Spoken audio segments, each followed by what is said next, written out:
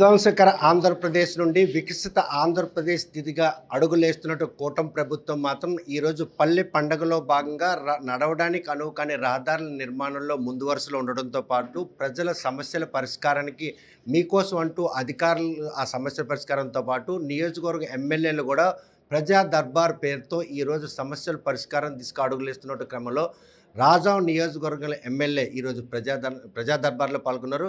రాజాం గత 5 ఏళ్లుగా అభివృద్ధికి ఆమడ దూరం ఉండడంతో పాటు పట్టణంలో నడవడానికి కూడా అనుకాని రహదారులు యుద్ధ ప్రాతిపదిక నిర్మించి ఈరోజు రాజాం నియోజకవర్గం ప్రజల మనసులను దోచుకున్నారు. ప్రస్తుతం మనతో మాట్లాడిన కోండ్రమూరులో చూస్తే కనుక గత 5 ఏళ్ళు అభివృద్ధి అంటే అసలు విధ్వంస పాలన ఎలాగుంటుందో కల్లారా అనిపించిన ప్రజలు కూటమి ప్రభుత్వానికి 164 సీట్లు ఇచ్చారు.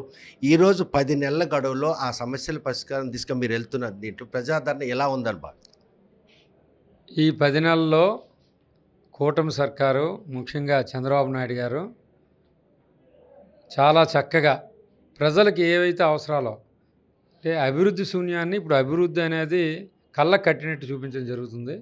ముఖ్యంగా రోడ్ల విషయంలో చాలా జాగ్రత్తగా తీసుకొని దగ్గర 800 కోట్ల రూపాయలతో ప్యాచ్ వర్క్లన్నీ కూడా ఈరోజు మొత్తం వేయడం జరిగింది. అలాగే మాకు గత ప్రభుత్వంలో శాంక్షన్ అయిన రోడ్డు కూడా 2-3 సంవత్సరాలుగా మరి ఇప్పటికీ అక్కడ ఈ రోడ్డు మీద కనీసం ఒక 4-5 చనిపోవడం, 100 మంది గాయాలు తగ్గడం, కాళ్ళు ఎరగడం, చేయలేరడం జరిగింది. వచ్చిన వెంటనే మరి ముఖ్యమంత్రి గారి దృష్టికి తీసుకెళ్ళడం, ఫైనాన్స్ మినిస్టర్ దృష్టికి తీసుకెళ్ళడం, ఇమీడియట్గా ఈ రోడ్డుకి సంబంధించి డబ్బులు గ్రాంట్ చేసి రోడ్డు ఫుల్ఫిల్ చేస్తున్నాం.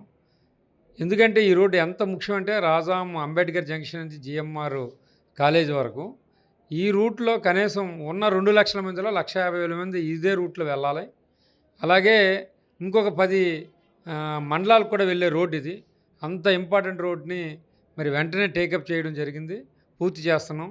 ప్రజలందరూ కూడా చాలా సంతోషంగా ఉన్నారు. 10 నెలల క్రితం కనీసం ఉద్యోగస్తులకి జీతాలు ఇచ్చే పరిస్థితి లేనటువంటి ఆంధ్రప్రదేశ్ ఖజానాకి ఈ 10 నెలల్లో సంక్షేమ పథకాల అమల్లో కావచ్చు, అభివృద్ధులు కావాల్సినటువంటి నిధులు ఎక్కడి నుండి సమకూరని భావించారు. డబుల్ ఇంజిన్ సర్కార్లో భాగంగా కేంద్ర ప్రభుత్వం ఇచ్చినటువంటి సహాయ సహకారాలే ఈరోజు కూటమి ప్రభుత్వంకి చేదోడుగా నిలుస్తుందని భావించవచ్చు. 100% కూటమిలో ఉన్నందుకు ఈరోజు కేంద్ర ప్రభుత్వం నుంచి కూడా మోడీ గారు బాగా ఈ రాష్ట్రాన్ని ఆదుకోవడం జరుగుతుంది.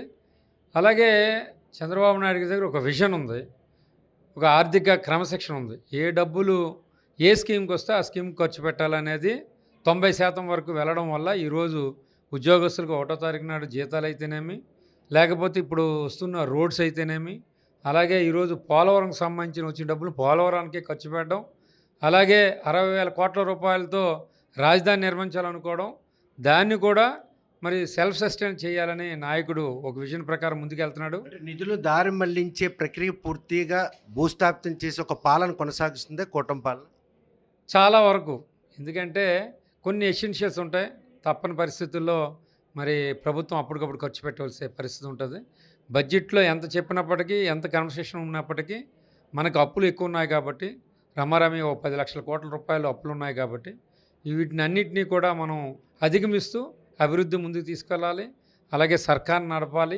ఇవన్నీ భాగంలో క్రమశిక్షణ పద్ధతి, ఆర్థిక క్రమశిక్షణతో ఈ ప్రభుత్వం ముందుకు వెళ్ళడం వల్ల ఈరోజు అభివృద్ధి కనబడుతుంది. అలాగే అందులో భాగంగానే ఏవైతే మనం మాట ఇచ్చామో, మొట్టమొదటి వచ్చిన మొదటి నెలలోనే 4,000 రూపాయల పెన్షన్ 65 లక్షల మందికి ఇప్పుడు ఇస్తున్నాం. అలాగే ఏవైతే మనం మాట ఇచ్చామో సూపర్ 6 అవి దఫాలుగా చేయాలని కూడా మరి చంద్రబాబు నాయుడు గారు కూటమి ప్రభుత్వం నిర్ణయం తీసుకోవడం జరిగింది. అనూహ్య పరిణామాల నేపథ్యంలో బీజేపీ, జనసేన, టీడీపీ కూటమి ప్రభుత్వం బరిలోకి దిగడం, తదనుకున్నటువంటి రిజల్ట్స్ సాధించారు. కానీ 10 నెలల్లో ఆ కూటమి ప్రభుత్వం మార్కు మాత్రం క్షేత్రస్థాయిలో ఆ 3 పార్టీల కలయికలో మాత్రం కొంత మనోవేదన గురి చేసే విధంగా నియోజకవర్గ ఎమ్మెల్యేలను వెంటాడుతుంది అనడానికి పరిణామాలు నామినేట్ పదవుల ఎంపికలో చోటు చేసుకుంటున్నాయి. అది నిజమేనా? అది నిజం కాదండి. కొంత ఇప్పుడు ఈ రాష్ట్రంలో 190% పైగా కూటమిలో తెలుగుదేశం కార్యకర్తలు, తెలుగుదేశం ఒక పార్టీ శ్రమ. కానీ అయినప్పటికీ అవసరం మాది కాబట్టి, అలాగే కూటమిలో భాగస్వామిగా ఉన్నారు కాబట్టి గౌరవం ఇవ్వాలని గౌరవ ముఖ్యమంత్రి గారు ఒక నిర్ణయం తీసుకోవడం జరిగింది. 20%, అలాగే 80%, అలాగే కొన్నింటిలో 30%, 70% ఇలా తీసుకోవడం జరిగింది కాబట్టి అందులో భాగంగానే మనం రెస్పెక్ట్ ఇవ్వడం అనేది ఇస్తున్నాం, ఇవ్వాలి. అలాగే కొన్ని నియోజకవర్గాల్లో అంటే కొన్ని నియోజకవర్గాల్లో చిన్న చిన్న మిస్అండర్స్టాండింగ్ కానీ అయితే మీద కమ్యూనికేషన్ వల్ల చిన్న చిన్న పొరపాట్లు ఉన్నాయి. అవి కూడా ఇప్పుడు సరిదిద్దుతామని ముఖ్యమంత్రి గారు చెప్పడం జరిగింది. అలాగే కూటమి నాయకులు కూడా సరిదిద్దుతామని చెప్పడం జరిగింది. ఎక్కడా కూడా కార్యకర్తల్లో అసంతృప్తి లేదు. చిన్న చిన్న ఉన్నా అధిగమించడానికి మరి నియోజకవర్గం లెవెల్లో నాయకత్వం మేము తీసుకుంటున్నాం కాబట్టి ఖచ్చితంగా ఆ నియోజకవర్గ ఎమ్మెల్యేలు కానీ లేకపోతే ఇన్ఛార్జీలు కానీ లేకపోతే ఎంపీలు తీసుకొని బాధ్యత ఉంది, తీసుకోవాలి, తీసుకుంటున్నాం. ఉమ్మడి ఆంధ్రప్రదేశ్లో ఆరోగ్య శాఖ మంత్రిగా ఐకాన్లో ఉన్నటువంటి కోండ్ర మురళి దశాబ్ద కాలం అనంతరం ప్రజాక్షేత్రంలో ఈరోజు ఎమ్మెల్యే గెలిచారు. ఎక్కడ పోగొట్టుకున్నటువంటి ఆదరణ అక్కడే మళ్ళీ రాజాంలో లభించింది అన్నటువంటి ఒక సంతృప్తి కోండ్ర మురళిలో ఉందా? అంటే ఎప్పటి నుంచి ఓడినా గెలిచినా ప్రజల్లోనే ఉంటూ వస్తున్నాను కాబట్టి నాకు పెద్ద డిఫరెన్స్ ఏమి ఉండదు. ఎందుకంటే ఇప్పుడు గవర్నమెంట్లో ఉన్నాం కాబట్టి మ్యాక్సిమం యాజ్ అపోజబుల్ సహాయం చేయాలి అనేదే నా ఫండమెంటల్. సో అందులో భాగంగానే నియోజకవర్గం సంబంధించి అన్ని రకాల మరి ప్రభుత్వంలో ఏవైతే ఉన్నాయో అవన్నీ కూడా నియోజకవర్గానికి సంబంధించి ఫండ్స్ తేవడం, డెవలప్మెంట్ చేయడం, అలాగే ప్రజలు ఏ బాధలు ఉన్నాయో ఆ బాధలన్నీ కూడా తీర్చడం, అలాగే చిన్న చిన్న విషయాలు కూడా గత 10 సంవత్సరాల్లో పక్కన పెట్టడం జరిగింది. నియోజకవర్గంలో ఒక 40 ఎకరాలు తోటపల్లి రిజర్వాయర్ కింద సాల్వ్ చేసి ఉంటే 7,000 ఎకరాలు కలుస్తుంది, దగ్గర 4,500 నుంచి 7,000 ఎకరాలు. సో దాన్ని వచ్చిన వెంటనే ఇప్పుడు కన్సర్న్ డిపార్ట్మెంట్తో రివ్యూ చేయడం, ఒక్క రేగిడి మండలంలో 20 ఎకరాలు ఇస్తే 2,700 ఎకరాలు నీరు కలుస్తుంది. దాన్ని సాల్వ్ చేయడం జరిగింది. త్వరలో మరి రామానాయుడు గారు మినిస్టర్ గారికి చెప్పడం జరిగింది, ఇరిగేషన్ మినిస్టర్ గారికి. ఆయన కూడా వచ్చి రివ్యూ చేస్తాం, డెఫినెట్గా దాన్ని చేద్దామని, ఖరీఫ్కే చేద్దామని మాట ఇవ్వడం జరిగింది. ఇలా ప్రతి డిపార్ట్మెంట్లో చిన్న చిన్న గ్యాప్లు ఉన్నాయి. ప్రజాప్రతినిధిగా మన పని ఆ గ్యాప్ని పూరించి ఆ ప్రజలకు ఎంత సహాయ సహకారం చేయాలనేది నా మొదటి నుంచి ఉన్న నా థీము. అందులో భాగంగానే ఎడ్యుకేషన్కి సంబంధించి, హెల్త్కి సంబంధించి, ఇన్ఫ్రాస్ట్రక్చర్కి సంబంధించి, పవర్కి సంబంధించి ప్రతి విషయంలో కూడా కేర్ తీసుకుంటున్నాం.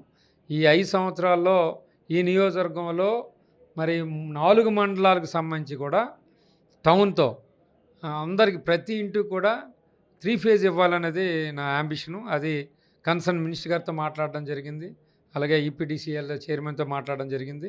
డెఫినెట్గా అది కూడా పూర్తి చేయడం జరుగుతుంది.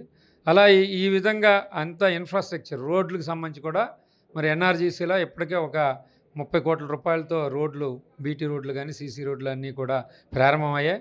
అభివృద్ధి అనేది ముందు తీసుకెళ్తున్నాం.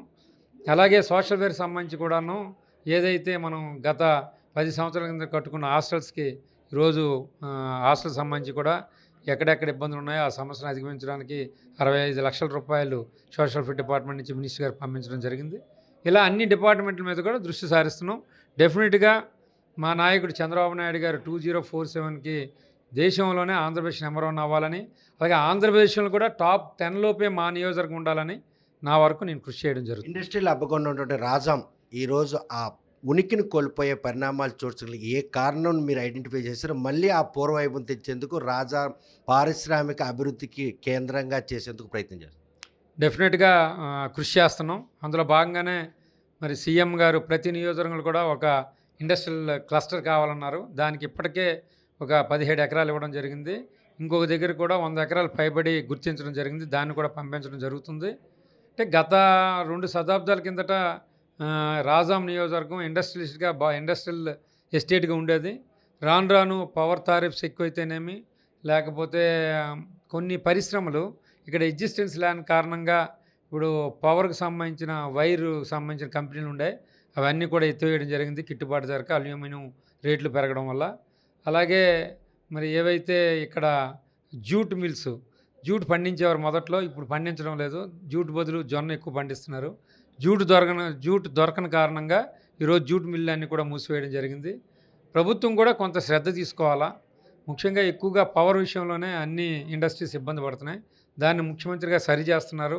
తక్కువకి ఇవ్వాలని కూడా నిర్ణయం తీసుకున్నారు. అన్ని విధాలా ఇండస్ట్రీస్కి సహాయకారిగా ఉండడానికే మరి ఎస్క్రో అకౌంట్ లాంటి ఒక మంచి సిస్టమ్ని, అలాగే ఏ ఇబ్బంది ఉన్నా ఇమ్మీడియట్గా అక్కడ ఆఫీసర్స్ని అటెండ్ అవ్వమని కూడా చెప్పడం జరిగింది. అందులో భాగంగానే ఈ రాష్ట్రంలో చంద్రబాబు నాయుడు గారి మీద నమ్మకంతోనే ఇప్పటికే 8 లక్షల కోట్ల రూపాయలతో పెట్టుబడులు వచ్చాయి. అలాగే ఉత్తరాంధ్రకు సంబంధించి 2 లక్షల కోట్ల రూపాయలు మరి మన గౌరవనీయులు మోడీ గారు వచ్చి శంకుస్థాపన చేయడం జరిగింది గ్రీన్ ఎనర్జీలో. అలాగే ఐటీకి సంబంధించి కూడా లోకేష్ గారు విపరీతంగా కష్టపడుతున్నారు. ఆయన కూడా మరి 5 లక్షల మందికి ఉద్యోగాలు ఉత్తరాంధ్రలో రావాలనే ఒక పట్టుదలతో కృషి చేస్తున్నారు. ఈ ప్రభుత్వం అన్ని విధాల మరి నిరుద్యోగుల పట్ల మేము 20 లక్షల మందికి ఉద్యోగాలు ఇస్తామని కమిట్మెంట్ అయ్యాం. అందులో భాగంగానే స్పీడ్గానే 24 అవర్స్ కూడా మా ప్రభుత్వం పనిచేస్తుంది, కూటమి రూపం చేస్తుంది. చూస్తే కనుక ప్రస్తుతం మాత్రం జీతాలు కూడా ఇచ్చుకోలేనటువంటి ఆర్థిక పరిస్థితులు లేని ఆంధ్రప్రదేశ్లో మాత్రం ఈరోజు సకాలంలో జీతాలు ఇవ్వడంతో పాటు అభివృద్ధిని కూడాను పరుగులు తీసే విధంగా ముఖ్యమంత్రి చంద్రబాబు నాయుడు తాలూకా ఆర్థిక ఏదైతే పరిజ్ఞానం మాత్రం రాష్ట్రపతి ఈరోజు కేంద్ర ప్రభుత్వం చేస్తున్న సహాయ సహకారాలతోనే ఆంధ్రప్రదేశ్లో సంక్షేమం అభివృద్ధి రెండు డబుల్ ఇంజిన్ సర్కారు పాలన మాత్రం కొనసాగుతుంది. ఈ విషయంలో రాజాను మళ్ళీ పారిశ్రామిక హబ్గా తీర్చిదిద్దేందుకు తనందుగా కృషి చేస్తున్న దీనికి అవసరమైనటువంటి ముఖ్యమంత్రి కావచ్చు, మంత్రులు శాసకులు తనకు దండిగా ఉన్నాయి కాబట్టి రాజాంకు పూర్వ వచ్చే విధంగా తను ఎప్పుడు కూడా కృషి చేస్తారని కోటమురళి స్పష్టం చేస్తుంది. వీడియో జర్నలిస్ట్ రామకృష్ణతో సత్యం, RTV శ్రీకాకుళం. మరిన్ని వీడియోస్ కోసం ఛానల్ ని సబ్స్క్రైబ్ చేయండి. లేటెస్ట్ అప్డేట్స్ కోసం వాట్సాప్ ఛానల్ ని ఫాలో అవ్వండి. ఆ లింక్ డిస్క్రిప్షన్ లో ఉంది.